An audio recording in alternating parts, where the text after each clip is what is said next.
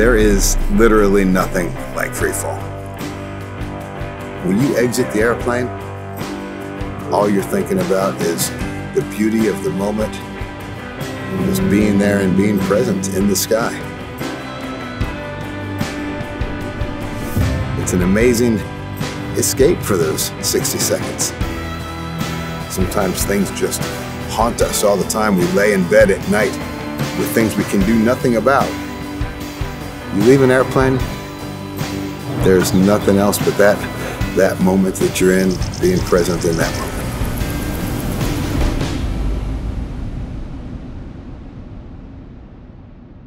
From the time I was 6 and first saw skydiving at all, I wanted to do it. I wanted to do it then. I thought about it all the time.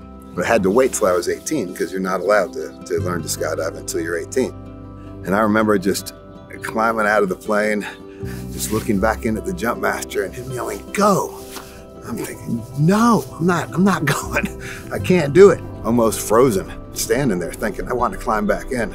I don't know if I can do this. And finally just letting go to the airplane, and it was just a pure adrenaline rush. And it only lasted for a couple of seconds before your parachute was open.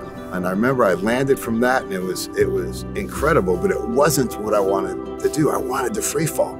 So I moved into my van, and I had everything I needed in there. You find out how little you need, especially if you're living a life where you're doing what you love every day.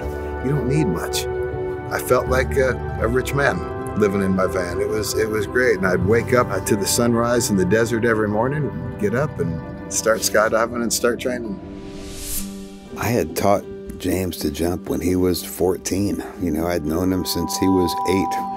We'd been talking for years about someday we're going to be able to do a team together. Someday we're going to win the national championships. Someday we're going to be the U.S. team, and we're going to go represent the U.S. at the world championships and win the world championships. We've been talking about this since before he even started jumping. So as soon as Paris gave us this opportunity, James was the first person I called.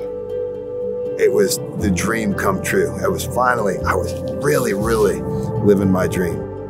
That gold medal I'd been after was in my sights. I could just about feel it. It was right there.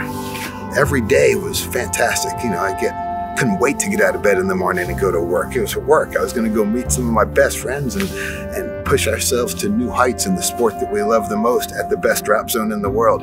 Life was pretty good, you know. And just woke up one day. Usually I would leap out of bed, and this day I couldn't get out of bed. I couldn't move. April 22nd, the Twin Otter had fallen 70 feet, twisting into the ground with one engine dead. 16 people died when the plane went down. The twin-engine Otter was taking skydivers up. There were at least 2 skydiving teams on board. One was a local team. They were practicing for the skydiving national championships. Another team from Holland was also on board the aircraft. We're not sure if there were any survivors. I knew I was someplace I had never been before. It didn't feel at all like a sleep. I was very aware. It didn't feel like a dream. It felt perfectly clear, except that we were in slow, quiet freefall. I looked up and I saw James flying down to me and said, "Danny, what are you doing here?" I don't know exactly. I started to realize there was something more going on than I was aware of. He said, "You're not supposed to be here. You're supposed to be down there." And I said, "Are you coming with me?" And he said, "No, I can't." He said, "I can't, but it's okay. There's more things to do, more fun to have, more places to go. I can't, but it's okay." You know, I was like, "Come on, man, we were just getting started. It was just happening. Our dream was happening." And he stopped me and told me again, I can't. And he basically said, "I'll see you later." And it wasn't goodbye. It wasn't goodbye. It was an absolute, "I'll see you later." He faded away, and I went into freefall. Next thing I knew, I was waking up, and I don't know I don't know what the timing was when you're laying there in a coma for 6 weeks. It may have been 3 weeks before I was aware I was waking up. It may have been that moment, but it was the only thought I was aware of. It was the only experience I could remember prior to team training. I didn't remember anything from the crash. I remember that the crash happened. I didn't remember getting on the plane that day. I had no memories of that. The only memory I had was this one when I woke up. Then they came in, they said, you know, you've been in a coma for 6 weeks, you have a collapsed lung, you had a severe brain injury, other internal damage. And I reached up with both my hands towards my head then, and I realized that I had we called a halo brace on. There were these bars around my head, which are actually screwed into your skull to make sure that you don't move your head. My neck was unstable. I lowered my head and my whole body went completely numb. It was on the edge of protruding into my spinal cord. The risk being paralysis. After the surgery, there was a new vertebrae there. There was metal plates holding it together. At the time, I was so far from jumping, I wasn't even thinking about risking that. You don't think about that. You think, what do I have to do today to get better? I had the goal, but I put it out on a shelf and said, I'll get to this later. Right now, I need to think about what I need to do every day to recover, to become stronger, you know, to get back on my feet here. So during the whole 10 weeks, I was doing isometrics, trying to build up the muscles in my neck, which I was doing with the halo on also. And when I had the chance, when the 10 weeks were up, I made the decision to go and jump. We had rebuilt the team then without me because I didn't know if I'd be able to jump. And in the meantime, they needed to start training.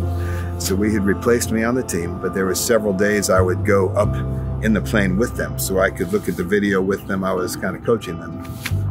And when you're in the plane, you wear a parachute just in case you have to get out. But this day I came prepared to get out. And part of me wanted to go with him, and part of me was, Dan, don't do it, don't do it, don't do it. Do it, Dan, come on, go, no, don't. And I sat back across the airplane and just said, all right, I'm not going. And then it was almost like a voice in my head said, go!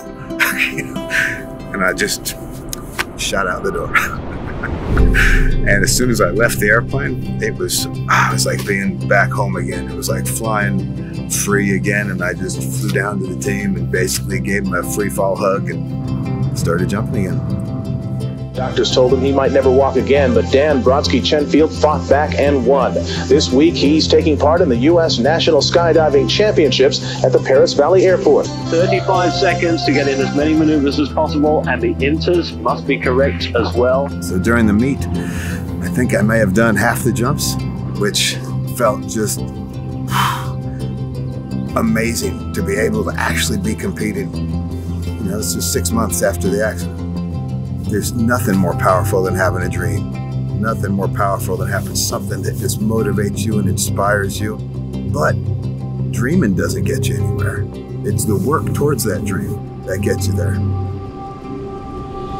And finally, when we actually won, I could see people running out from under the tent, waving U.S. flags, cheering, and I knew we had won.